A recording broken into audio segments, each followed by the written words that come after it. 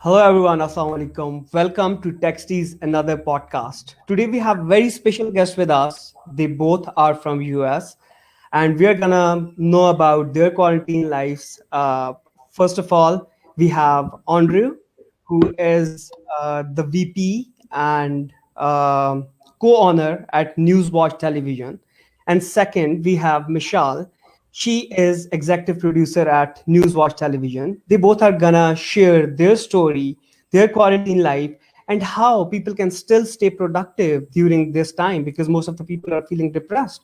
So first of all, I want you guys to introduce yourself, and then we will start with the questions. Yeah. Okay. You want me to start, Michelle? By the way, welcome.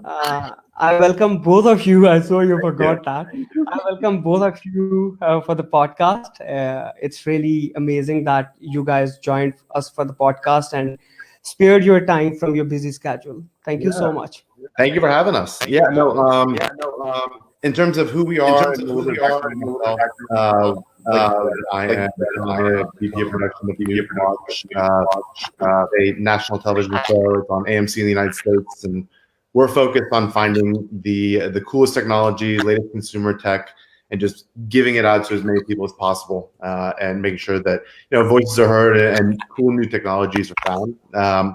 Also, the co-founder and executive producer of NWT Media. That's a video production group based in Washington, D.C. We work with Fortune 500 companies, associations, kind of you name it, to produce corporate videos, to produce explainer videos, anything you can think of. And also, as an aside, Michelle and I both are very avid travelers. We travel a lot together, and I think Wow, that's great. I think I have a lot of questions when it comes to travelers because I run a company here in Pakistan, which Yep. is directly linked with travel and tourism. We are the Yep. first digital travel guide in Pakistan. So I'm going to ask you a few questions regarding that.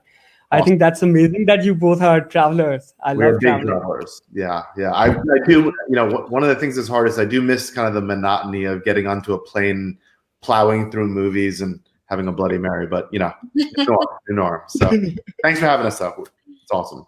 Yep, thanks for I having think, And one thing, yeah, we're Michelle. supposed to be in Las Vegas right now. So Literally right now. we're both pretty upset that we're not at the pool in Las Vegas at the trade show that we were supposed to be at. But I'm Michelle. I'm, as Andrew had mentioned, as you had mentioned, the executive producer and host of Newswatch Television. And Andrew kind of explained what that is. But I'm also a producer of NWT Media Group as well. Wow, that's awesome. That's great. So, by the way, as he mentioned that you both are avid travelers, by the way, when you guys started traveling abroad, let's start with the traveling thing because Sure. that's my favorite topic. Yeah. So you want to start? Or you want me to go? Sure. So Yeah, go ahead. Yeah. I started traveling specifically for Newswatch probably in 2016. Yeah, 2016, something like that. I think is when we started. That my first trip abroad was to Turkey. We stopped in Istanbul and we had a long layover there, which was so cool. It's still one of my favorite places I've ever been, just because it's just such a crazy city and it's so cool. And then we also went to Barcelona, Spain, which we have returned to every year since then. So Yeah. Yeah. By the way, there is one thing, Michelle, I want to ask you one question. So we will go, yeah. So by the way, as you mentioned that Istanbul is one of your favorite city, I think it's also one of my favorite cities. I've been to Istanbul and I think it's a magical city. And you also mentioned Barcelona. Prior to Corona, because prior to this lockdown, I have to go to MWC for MWC conference. Well, I'm a person there because that's what we go for every single year. So Yeah, so they both are amazing cities. Yeah. So Andre, it's your. I have been traveling abroad my whole life. Actually, when I was very fortunate. My parents were big travelers, so when everyone was going to Disney World, which I still have not been to, by the way, and I'm still upset about it. But my parents were taking me to Italy, so I've been lucky in that sense. I've hit about, I think, 50 countries now at this point. Wow. Yeah, in terms of and I've traveled a lot with Michelle in the last 6 years.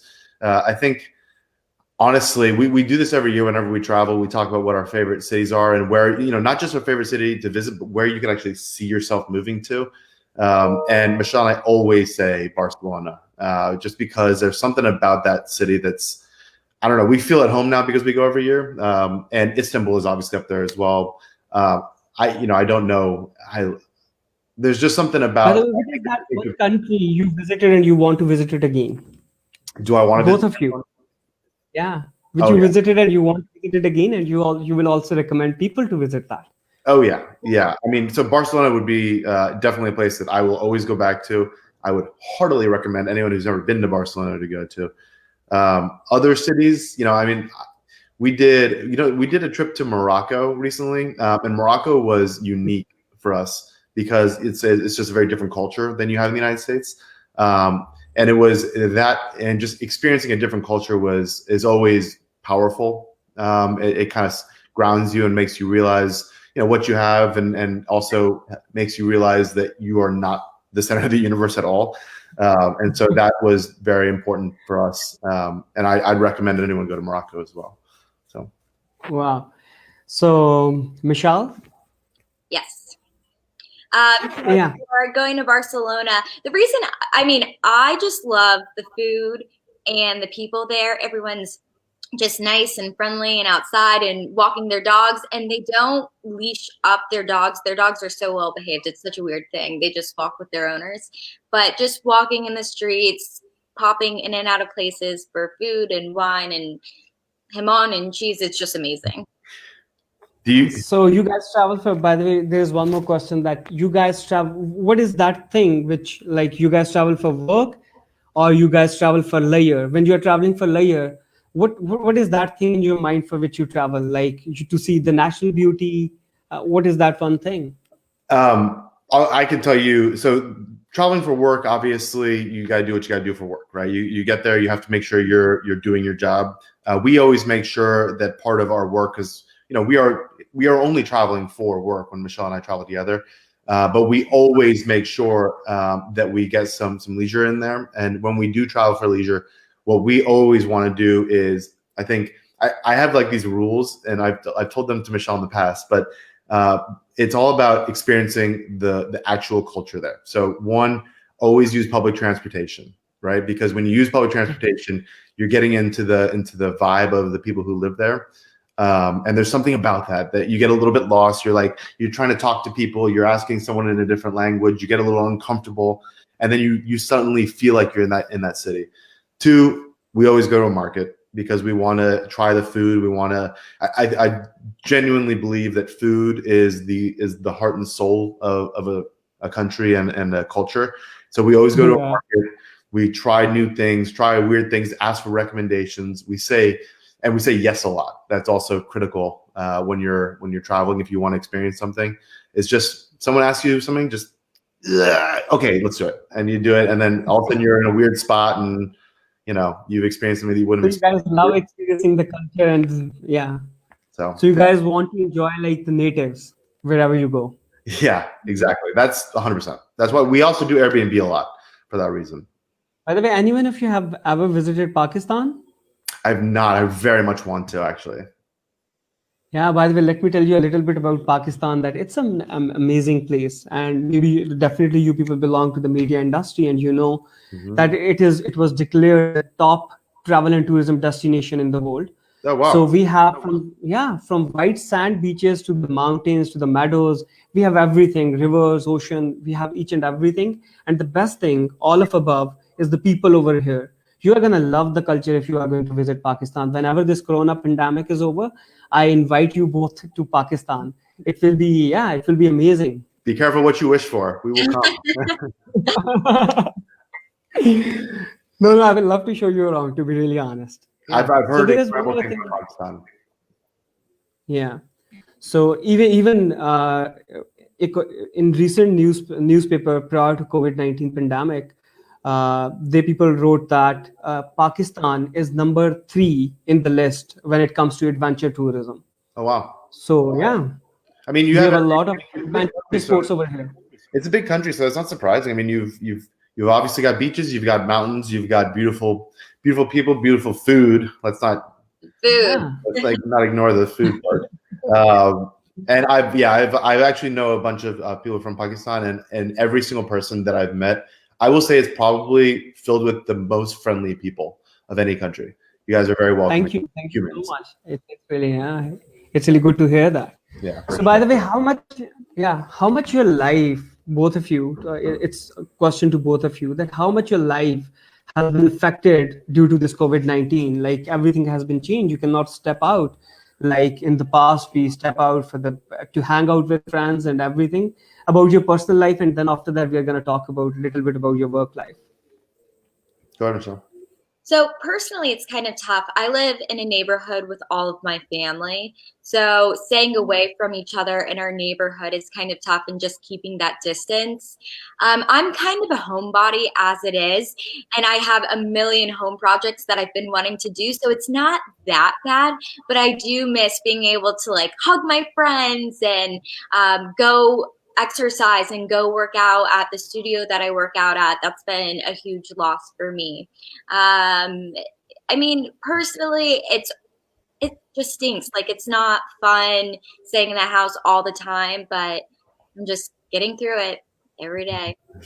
So that's really all That's I can very, do. So it's really hard to quarantine. And what about you? Yeah.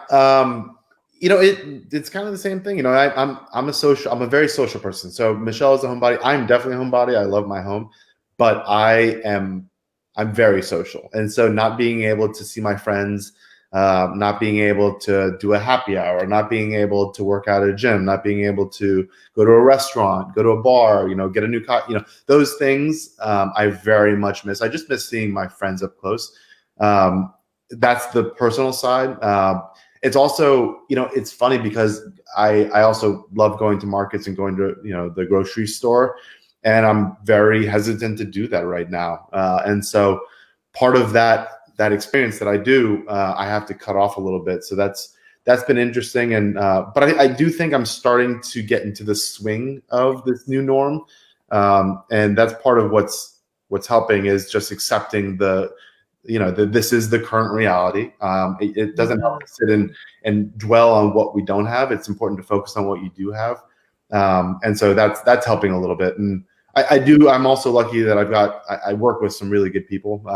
I see Michelle often. She's one of my closest friends. So that's a positive, that I get to deal with her routinely. It helps pass the time. for you. Yeah. I'm just kidding. I think that the thing you mentioned, that we have to accept this reality and we have to move on with this. I think this is something which is really important. We all need to understand that this virus is real, and now we have to adopt new ways that how to live with this virus, and how still we can be productive during this crisis or pandemic. So, by the way, what's your take on that? That how you people think that people can stay productive, and still, when someone is working from home, how they can still stay productive? Yeah, I mean, Because most of the people are feeling depressed nowadays. Yeah. I mean, I can tell you as a business owner, the way that my team and myself are staying productive is, we kind of made a decision a little bit early on to begin working from home, and everyone just kind of set up at home and created an office. And I think part of routine is there's positives and negatives to a routine, right? Routine, you can get stuck in a routine, but routine also gives you a little bit of structure. And so I think that having a routine, we have morning meetings every day at 9 a.m. Zoom, everyone's on there. You have to have your camera on so that everyone, you get up, you shower, you get going with your day. And then we have things, we have to-do lists. We're set up, we're ready, and we just make sure we're nailing those things each day. We have deadlines. It's just a matter of creating structure in this new norm and being set up. If you're working from your bed every day, you're not going to be productive, right? But if you have a place that feels like an office where you can put your coffee, you can have your computer, it's plugged into a power outlet, little things like that create structure, I think are really important. So, and I also think that there's a lot of balance there too that people need to do, and to stay positive during this. So I'll be working on my computer for several hours, but then I'll have to go take my dog for a walk and just get outside and get moving, because I will go crazy if I'm just hunker down at my laptop for half of the day. So just doing things throughout the day, little chores throughout the house, going back to work, just to break up the monotony of just sitting at your computer. Yeah. It helps you stay positive and productive. Yeah. Yeah. One You thing. have to. Oh, sorry. Go ahead. No. Yeah, sure. Go ahead. One thing I'll also say is that both Michelle and I have done this a lot. We talk about it all the time. We've picked up a lot of our old hobbies. So Michelle, I know, is baking a ton. I've been the beneficiary of some of her baked goods. I've been gardening a ton and trying out new cooking things that I've gotten deep, like a lot of people, into sourdough. And so it's like, yes, we're working hard, but at the same time, you're able to kind of dive into things because you have more time at home that you wouldn't have done before. And that, like Michelle said, that does help create balance and break up the monotony of work. So. Yeah. So, by the way, how much your work life has been affected being the owner of a company and being the executive producer and the host? So, how much your work life has been affected? Definitely, there is an effect on every single industry. So, there on few industries there is a positive impact, and on few industries it has a very negative impact.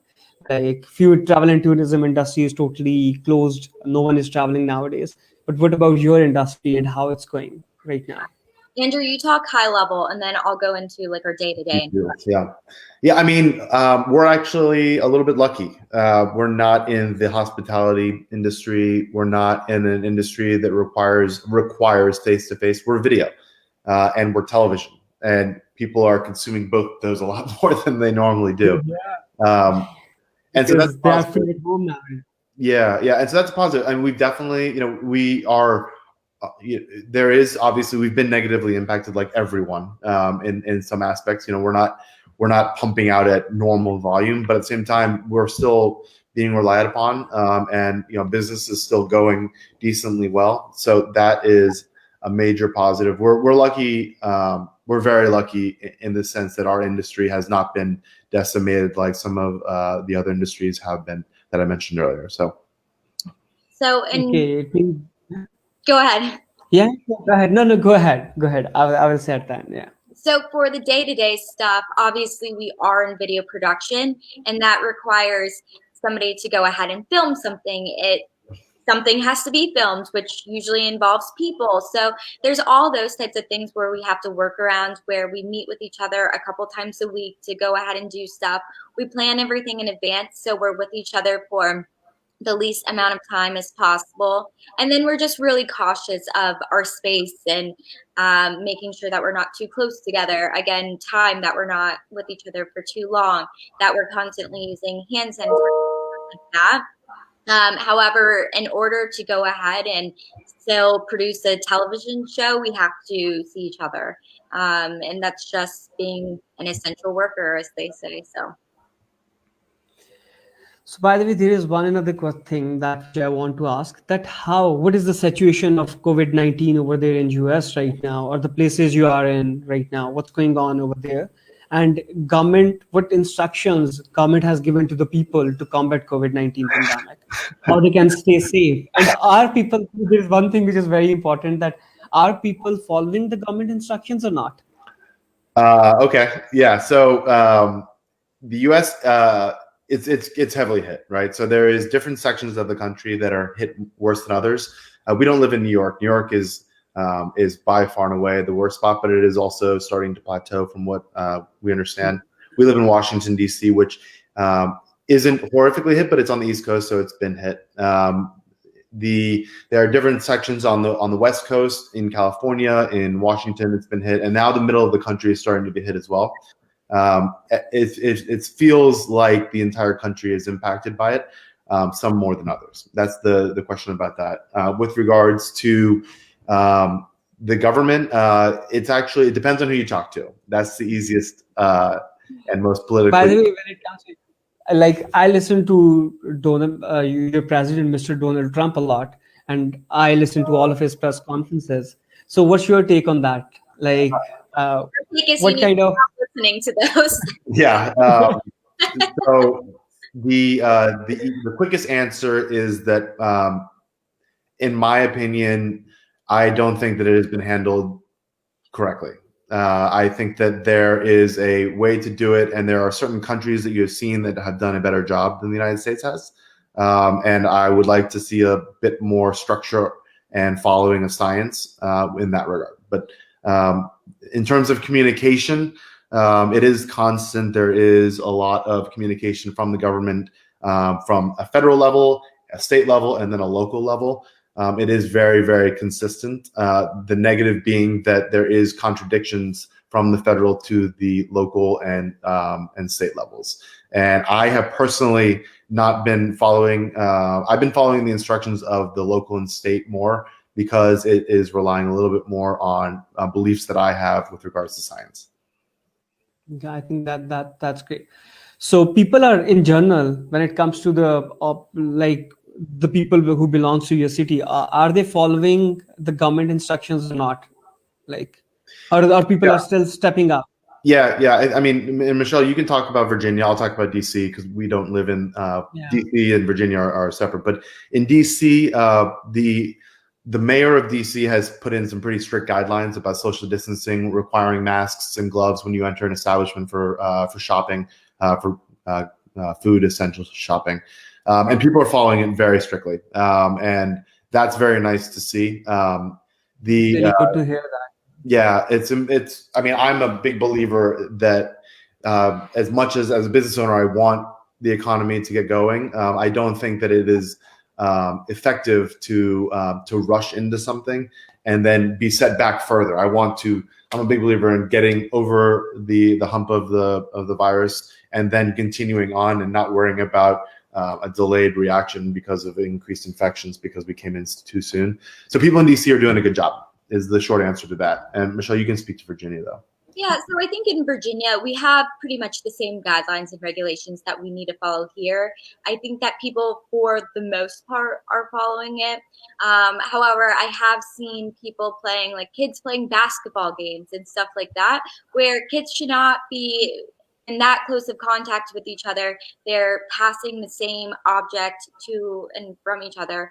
But I've seen a couple things like that, but for the most part, people have been doing a pretty good job. Okay, I think that's great if most of the people are following the instructions and they are strictly following the quarantine. By the way, there is one more thing which I want to ask. It's a very generic question. Like when it comes to the people in general, like when it comes to the student, how education is going on over there right now? Is everyone is learning online? Because when it comes to the kids, the students who are in lower grades, and how the people are getting their education, it's going online. Yeah, so I have two of my best friends are teachers, and they are online teaching, but they're trying to. So there's never been a plan in place for this situation before. So they're using this platform called Blackboard, and it's just been absolutely horrible for them, to be frank. It's just crashing down. They found all kinds of bugs. Students were hacking into the system and doing really inappropriate things. So it's made their lives really difficult to try and create any type of curriculum for their students. So what I would say is our teachers are trying the best that they can, but this is such an unprecedented situation where there's no plan in place, and they're just crossing their fingers at this point that something gets figured out before this. Basically, no one was ready for this pandemic, and exactly. No, I was just gonna say, I think there's one other thing I would say is that I think colleges were probably a little bit more prepared for this because they do online classes so often, and so I'm not in college obviously, and it's been a while since I was in schools. It's a bit difficult for schools. Yeah. The positive side, if you want to look at it from a long-term positive conception, is that this is a learning point for everyone, and I think that as a result from this experience, the entire world is going to be ready for the next time it happens, because it's going to happen at some point. Maybe not in our lifetime, who knows? But this is a turning point where schools, industries, every possible I guess just point of life is going to be altered, and it's going to be altered to be more resilient to situations where we have to hunker down at home, or we can't be in each other's vicinity, 6 foot. So there's going to be a change, and I think it's going to be a positive change. It's going to be a more cautious change, and it's going to take a little bit of time for us to get used to it. But in the grand scheme of humanity, I think it's going to be an overall, hopefully, evolving point for us. Yeah, we're very hopeful. I think there is one more thing which I want to ask you people, that when it comes to the most vulnerable people, the people who are the daily wagers, who cannot afford the food during this crisis, what's your message for the people, that how we can donate to them, and what we people can do for that kind of people? Like, do we need to connect them to the NGOs who are working to combat this pandemic, and what people should do, like, and how it's going over there in US?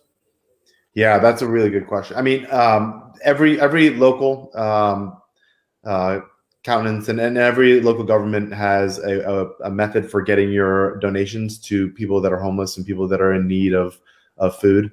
I will say that in DC, they've actually done a decent job where there is set times where people with food stamps and people that don't have access to a lot of money can go into stores and get things that is just for them, and it's literally set for them, so they're not pushing other people. They're not battling for food sources or for toilet paper or for essentials.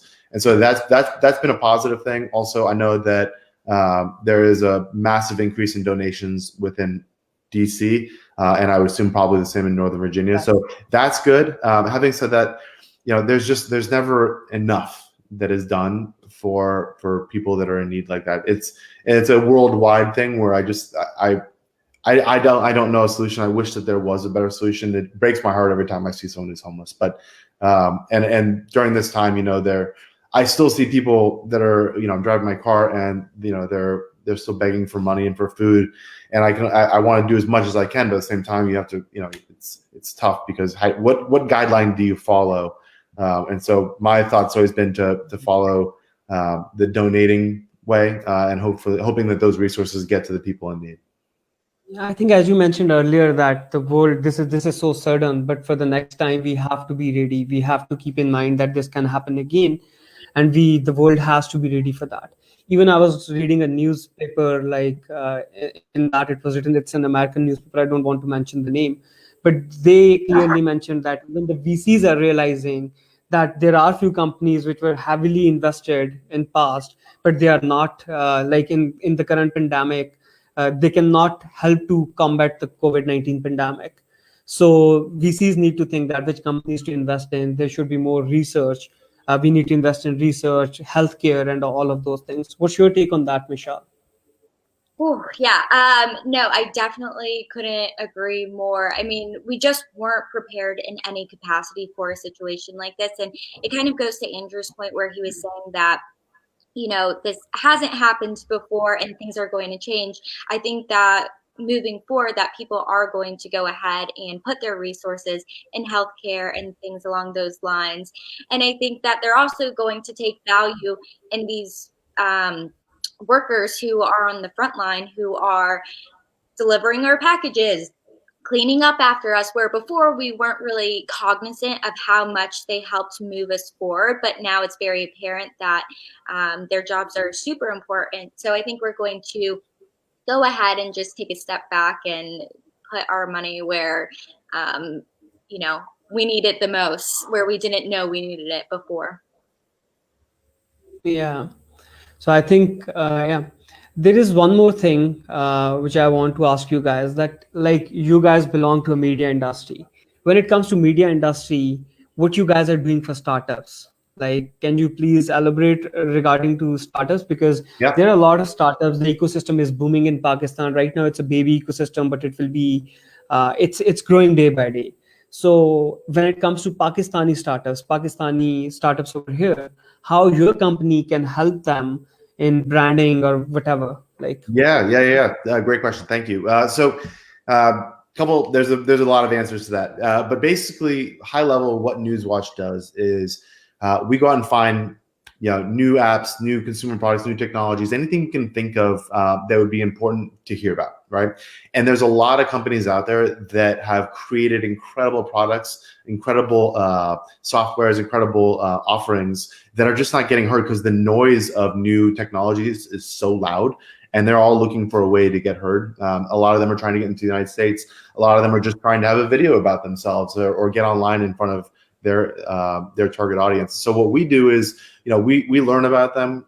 We create a video or a review. We highlight everything about those individual product offerings, and then we air it on our television show. And we've got a massive audience because we're on the AMC network, which is a national TV show. And so we'll put that into our 30-minute television show that airs every other week, blast it out to the entire country. Wow. And then after that, we'll do an online campaign where we're putting it across all of our social media. We're doing Google AdWords to get them attention. We're basically doing our part at as much as we can to make sure that the little guys, the big guys, and the medium guys are all getting heard, because there's just so much cool and powerful and impactful technology that people just don't know about. And it's our job and our credence to find it and get it to the masses. And I think in addition to that, just not only our distribution, but we have so much expertise in working with startups and figuring out what is going to be the most beneficial messages and points to go ahead and send out to an audience. So I think that we just have a lot of experience in working with these people and finding out what their goals are and how we can go ahead and facilitate those. Wow, that's great. It means you guys not just only work with them on the branding side, you also help them in content and all that. Exactly. So you help them figure out the market and all that. Yes, So I think that's one thing that's awesome about it, is that it wasn't our intent to get to this point, but we slowly found out that in working with these people, because of our expertise in technology and just the industry and how long we've been doing it for, we end up almost being consultants to a point with some of these startups where they didn't realize who their target audience was and they didn't know how to verbalize what their offering was or come up with the value prop or anything like that. And in doing our work, we've actually helped a lot of them come up with it. And then on the side, we produce this video, and it's a video that you can easily chop and create, and then you have an explanation video about your product offering. So there's a lot of value in what we're doing, and we're hoping that every person we work with is seeing it too. So I think that's a great job. It's also a social job, I'm gonna say, because when it comes to startups, as you mentioned earlier, that people don't know that which is their market, and that's something which is really important for the startup to find the right market fit. So if your guys are helping them in terms of that, I think it's a social work as well. It's a social job. Yeah. Yeah, I mean, because the worst thing you can do is have this awesome offering that's meant for target audience A, but you don't realize target audience A is your target audience, and you're just pumping money to target audience B, who doesn't care about your offering, and you're just losing money. And as a startup, you're bootstrapped. So the worst thing you can be doing is throwing money down the drain. And so getting the right product to the right people makes all the difference. And yeah, most of the startups shut down because of this. They inject money on the wrong audience. Yep. And when you're investing heavily on the wrong audience, you're gonna drain out very soon, and you have to shut down the startup. So by the way, guys, it's really great that you guys joined the podcast, and it's an honor that you guys joined the podcast. And we will definitely, this podcast will be seen by many people here in our ecosystem. And they're going to see that how you people are helping them specifically when it comes to startups, because I'm connected with a lot of startups in Pakistan. So I think what you mentioned, it's something which is really, really important for the startups. Thank you. So thank you so much. Thank you to both of you for joining this podcast. Thank you. The honor is definitely all ours. It's been awesome. It's been great to just kind of converse. And this is like our social thing of the day. So thank you. And, any startup who is interested in getting information to us about their product or their offering, can email us at info@newswatchtv.com. So please do that, and we'll get back to you. Perfect. And we appreciate this so much, Usama. It was so much fun. I really enjoyed this. I agree. If anybody has any questions for either Andrew or myself, email info@newswatchtv.com or head to any of our social media platforms. We're on Facebook, Twitter, Instagram, you name it, @newswatchtv. Okay, thank you so much, guys. Thank you. And for the audience, we will be live with another podcast very soon, and we're going to announce that on our social media. Thank you so much. Thank you. Bye. Take care. Bye. Goodbye. Take care.